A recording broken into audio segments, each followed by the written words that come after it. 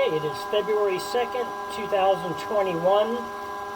We're here testing out the new MX Fuel carry-on 3600 watt starting, 1800 watt running power supply. We just got it in today from Acme Tools, just arrived. We've got two 406 batteries installed on it. All four light bars are on for the battery. Kind of hard to tell those little light bars, but they're actually right here, right here. We're going to go ahead and give this a full test right now and see how this thing works. We're hoping that it never shuts down, of course, that we can run all our normal tools, even all the ones you see that they now essentially sell cordless, jackhammer, cutting saws, everything on the MX Fuel line. Just buy this and be able to operate your equipment and make it a cordless essentially. So the first thing we're going to go ahead and run this off is our Husqvarna 14-inch saw here into this concrete, see if it shuts down. We've got a 4.5 peak horsepower shot back here. We'll run that in conjunction after just running just the saw only and see if that makes it shut down or not. And we've got a heavy-duty Bosch rotary hammer with a 2.5-inch bit on the end, and then we've got our Hilti TE 3000 jackhammer. So we're going to see if this thing can run with everything and doesn't pause or shut down in any way. It's essentially supposed to be able to provide full 15 amp power, being 1800 watts. So let's go ahead and give this a quick test and see how everything goes, if anything shuts down or not. So here's our key to saw. It's going to be pretty noisy, but let's see what this can do and if it bogs the machine down at all. I'm going to reset here.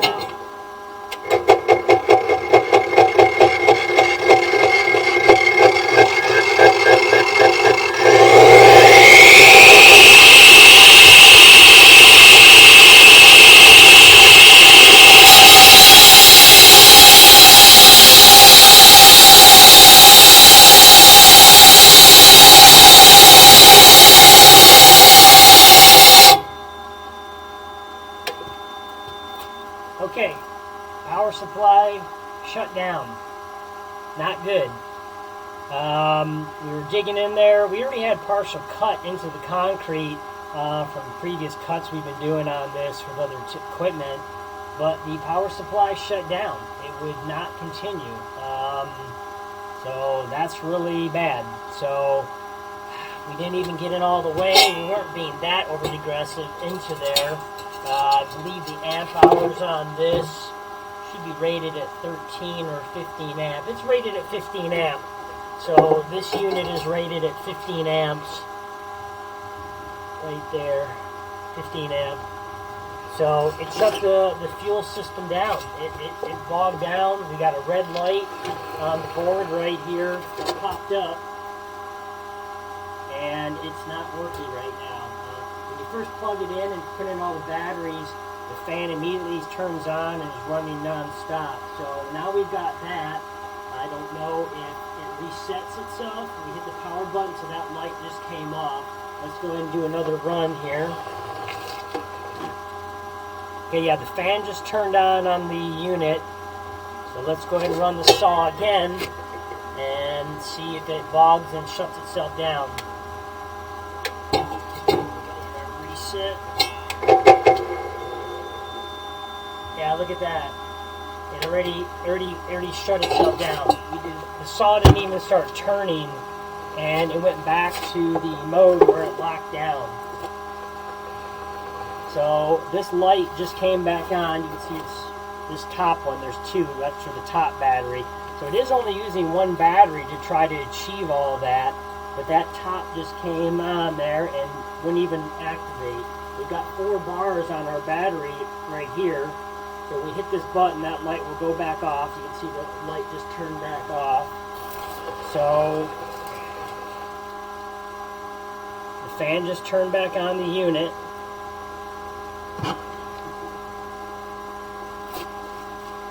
Let's see if this thing will power back up, or it's going to keep clicking off here. There's no load right now. Not driving full power.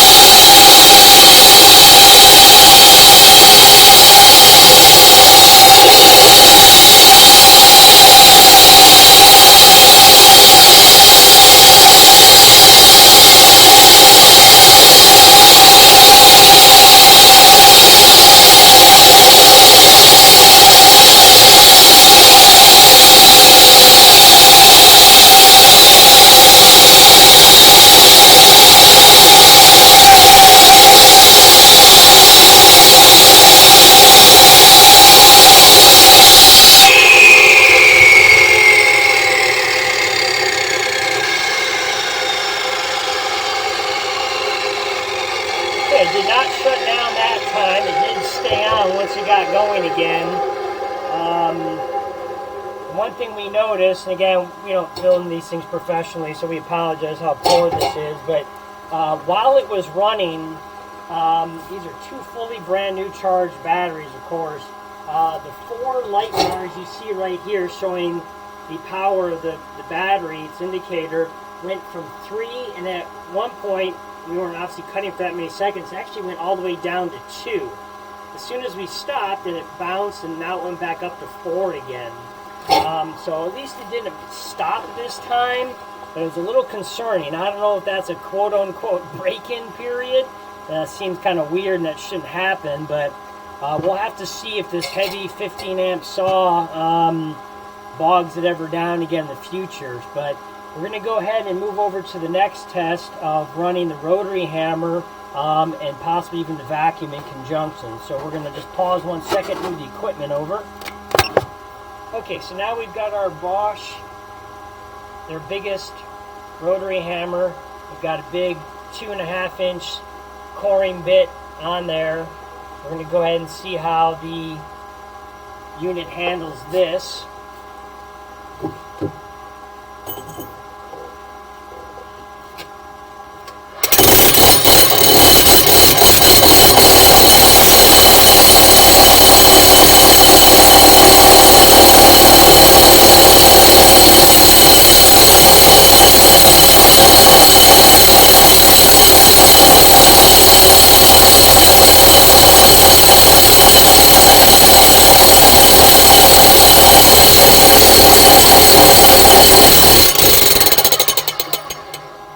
Bogged down at all.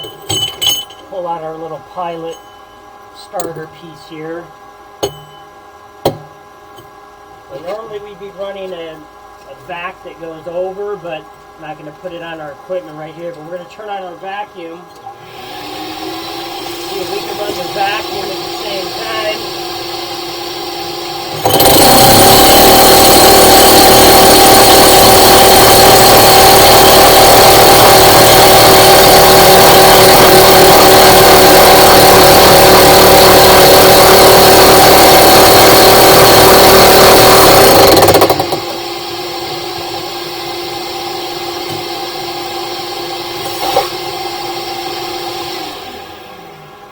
Okay, so it kept up. We were running this big coring bit and had the vacuum right alongside it to get some of the dust, and it never bogged down.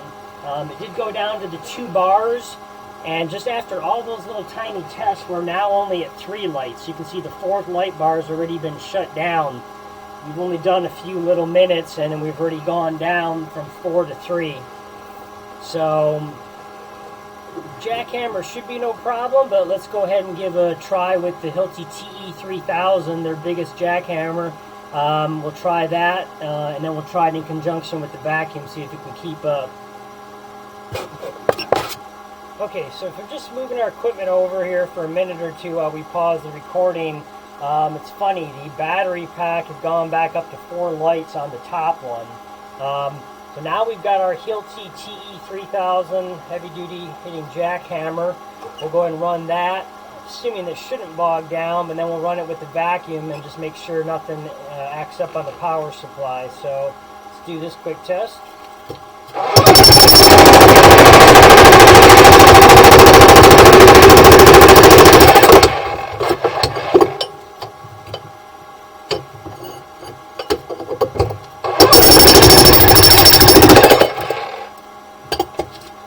No issues so far, of course. Let's go ahead and turn on the vacuum like we normally would. Again, we don't have our attachment that goes on here that usually vacuum sucks to the ground. I'm not going to waste our time with that, but let's see if this works.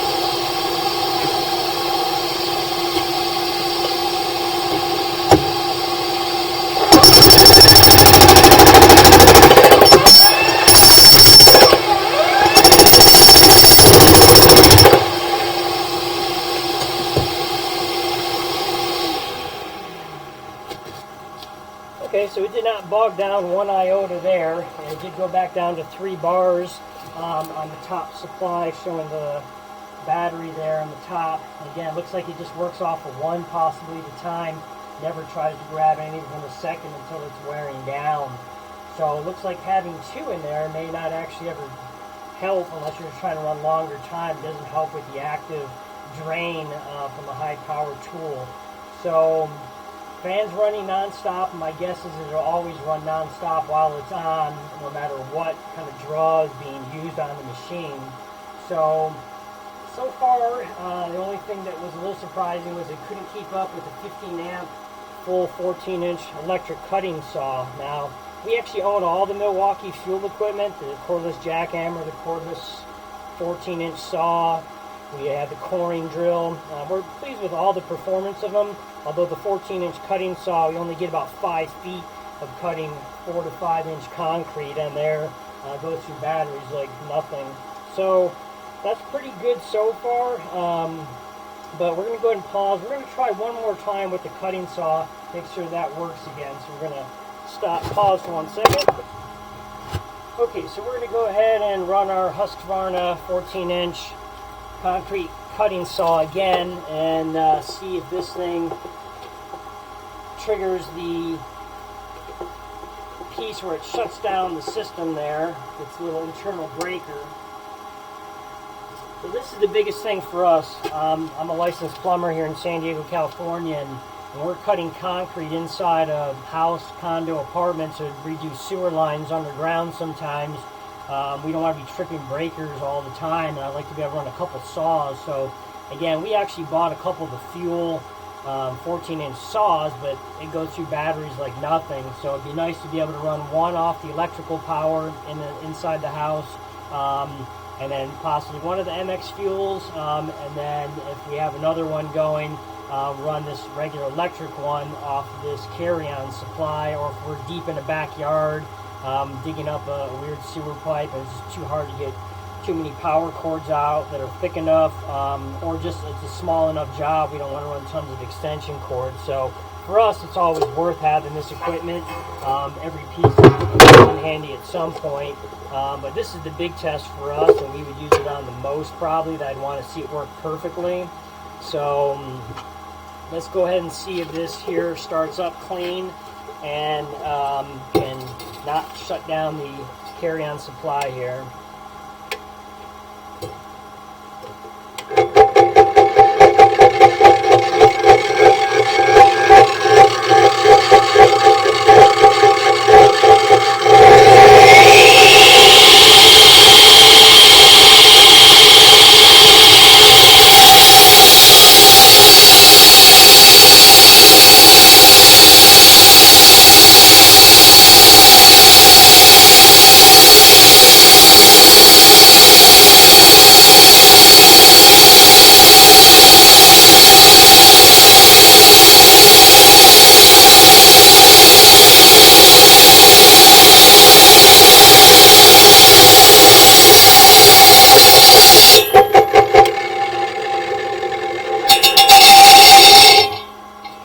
Shut it down, didn't bog it down.